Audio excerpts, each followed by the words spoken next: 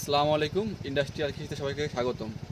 আজকে আমাদের ড্রাগন বাগানের সার দেওয়ার কাজ চলতেছে এবং অনুখাদ্য দেওয়ার কাজ চলতেছে। যেহেতু আমাদের এখন হলো ড্রাগনের যত্ন নেওয়ার উত্তম সময়। এইটা আমাদের পরিপূর্ণভাবে দিলে পরেই আমরা ভালো ফলন আশা করতে পারি। তাই আমরা কি সার এবং অনুখাদ্য দিলাম আমরা পরবর্তীতে পর্যায়ক্রমে দেখানোর চেষ্টা করতেছি। আমি আপনাদেরকে প্রতি শতাংশ জমিতে কী পরিমাণ সার ও অনুখাদ্য দিতে হয় সেটা বলছি। বলে রাখা ভালো যে এই পরিমাণ সার ও অনুখাদ্য অনেকের সঙ্গে মিলতে নাও পারে, কারণ মাটির গুণাগুণের উপর ভিত্তি করে এই সার ও অনুখাদ্য একজন চাষি দিয়ে থাকে। এই যে দেখুন, আমরা জিঙ্ক দিয়েছি প্রতি শতাংশে 90 গ্রাম করে। এরপরে আমরা ষোলোবার বোরন দিয়েছি 60 গ্রাম করে। আমরা বরিক অ্যাসিড আর ষোলোবার বোরন একই জিনিস আমরা দুইটা কোম্পানি দিয়েছি যাতে কার্যকারিতা একটু ভালো হয়। আর তারপরে আমরা দিয়েছিল ফাইটোভিট, এটা সালফার 90 গ্রাম করে দিয়েছি আমরা।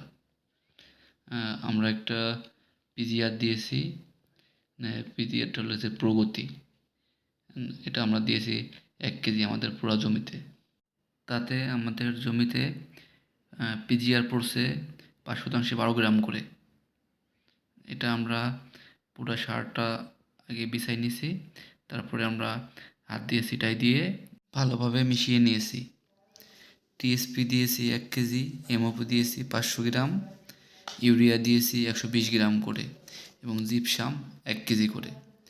তারপর আমরা পুরো আমাদের যেই ইয়েটা ভালোভাবে মিশাই নিছি।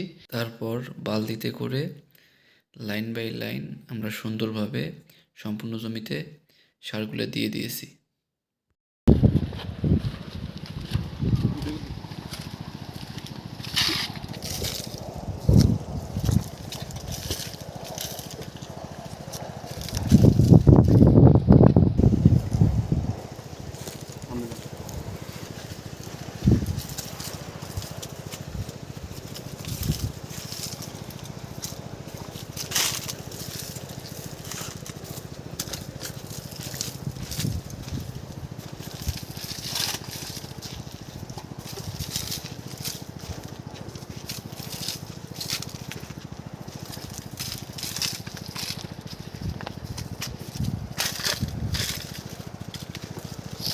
বলে রাখা ভালো যে আমরা আগে থেকে জৈব সার দিয়েছিলাম।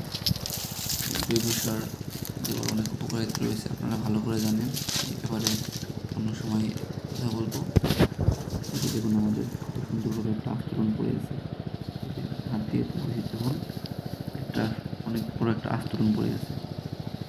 ভালো থাকবেন, সুস্থ থাকবেন। আসসালামু আলাইকুম।